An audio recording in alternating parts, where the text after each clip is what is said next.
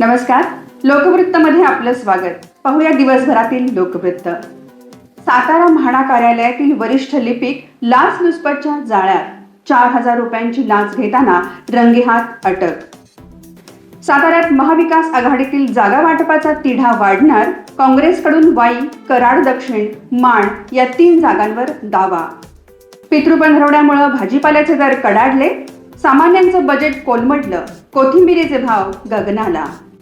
मोहम्मद पैगंबर जयंतीचं औचित्य साधत मुस्लिम बांधवांकडून सामाजिक एकोप्याची रॅली. समाजातील सर्व घटकांची उपस्थिती. कास पठाराजवळ एसटीचे ब्रेक फेल. चालकाचं प्रसंगावधान. 60 प्रवाशांचा वाचला जीव. म्हाडा वस्तीत असणारा जमीन प्लॉट विकण्यासाठी ना हरकत पत्र देण्यासाठी साताऱ्याच्या म्हाडा कार्यालयातील वरिष्ठ लिपिकानं 4,000 रुपयांची लाच मागितल्या प्रकरणी एसीबी कडून सापळा रचून रंगेहात पकडण्यात आलं. मनोज कुमार दशरथ माने असं लाचखोर कर्मचाऱ्याचं नाव आहे.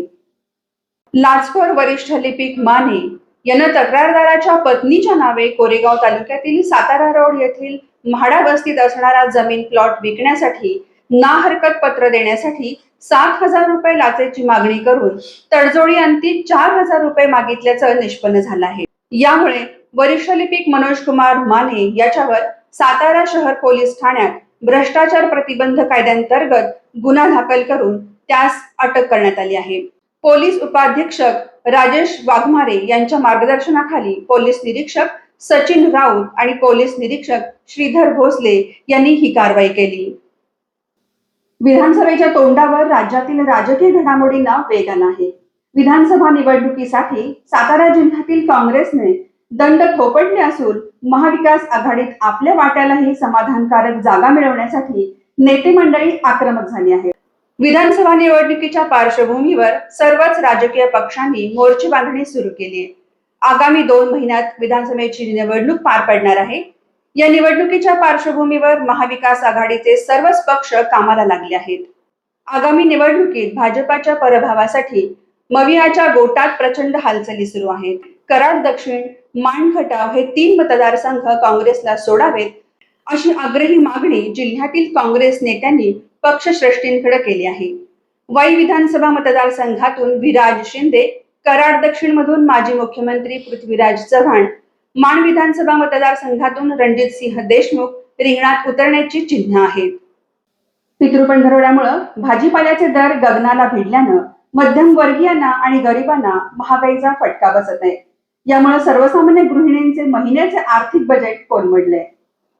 यावर्षी प्रचंड पाऊस झाल्यामुळे भाजीपाल्याची आवक कमी होऊन भावात प्रचंड तेजी आली आहे.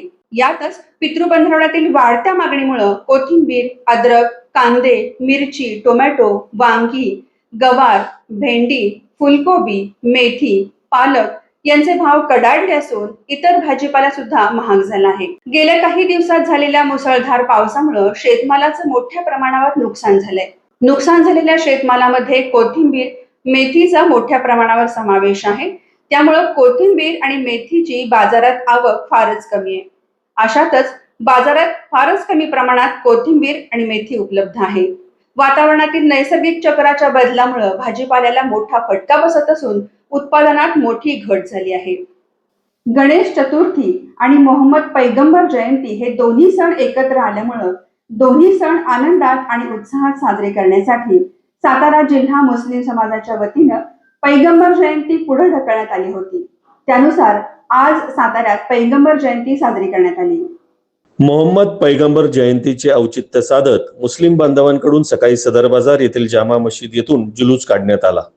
यामध्ये आबालवृद्धांसह सर्व समाजातील नागरिक उपस्थित होते. आमदार श्रीमंत छत्रपती शिवेंद्रसिंहराजे भोसले हे देखील या जुलूसमध्ये सामील झाले होते.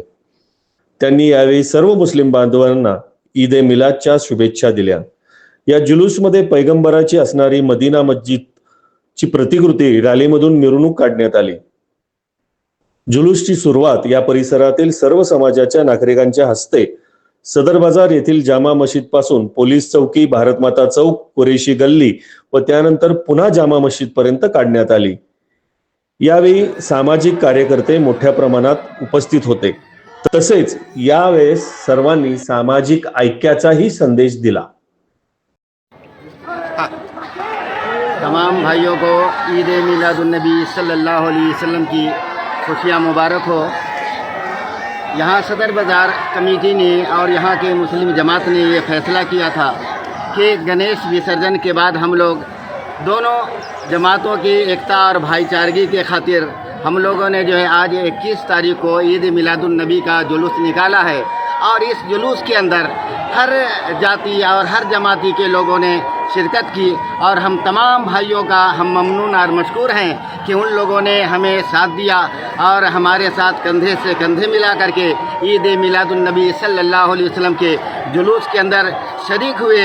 इसलिए हम तमाम लोगों को ईद मिलादुन्नबी की मुबारकबाद पेश कर रहे हैं। अस्सलाम वालेकुम। प्रमाणे ईद मिलादच्या निमित्तानं सदर बाजारमधल्या मुस्लिम बांधवांनी त्यांचा जो दरवर्षीप्रमाणे जुलूस असतो तो आज काढलेला आहे।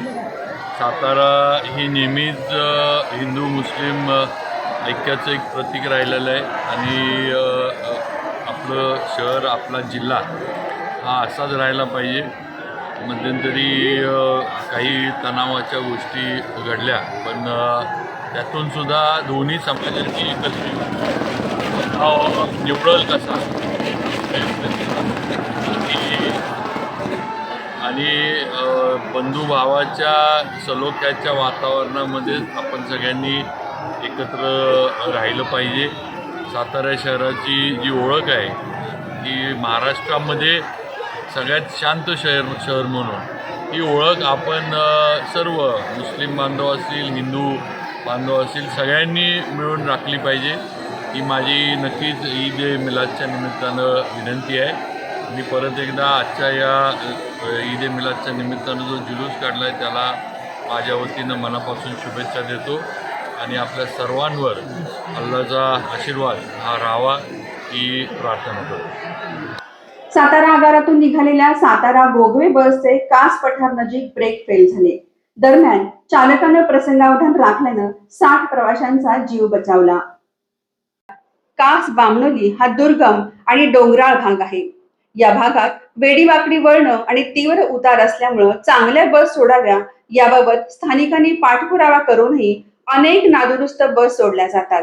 याबद्दल नागरिकांमधून तीव्र नाराजी व्यक्त होत आहे। कास पठार नजीक तीव्र उतारावर अचानक बसचा ब्रेक फेल झाला।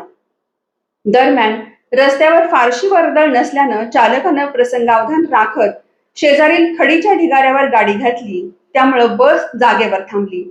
यामुळे प्रवासी वाचले, गाडीतील कोणीही जखमी झालेले नाही। तर हे होतं आज दिवसभरातील लोकवृत्त। पुन्हा भेटूया सातारा जिल्ह्यातील भ्रष्टाचारी लोकांची पोलखोल करणाऱ्या निडर लोकवृत्तमध्ये। नमस्कार।